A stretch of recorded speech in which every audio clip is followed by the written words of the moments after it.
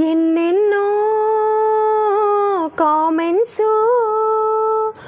మరి ఎన్నో ట్రోలింగ్స్ అన్నీ ఓర్చుకున్నా ఎవరిని ఏమనలే. నాలో ఉన్న టాలెంట్ను చూపించాలని అనుకున్నా. నచ్చితేనే మీరు చూడండి, లేదంటే స్కిప్ చెయ్యండి. పాట ఏంటో అర్థమైందా ఫ్రెండ్స్?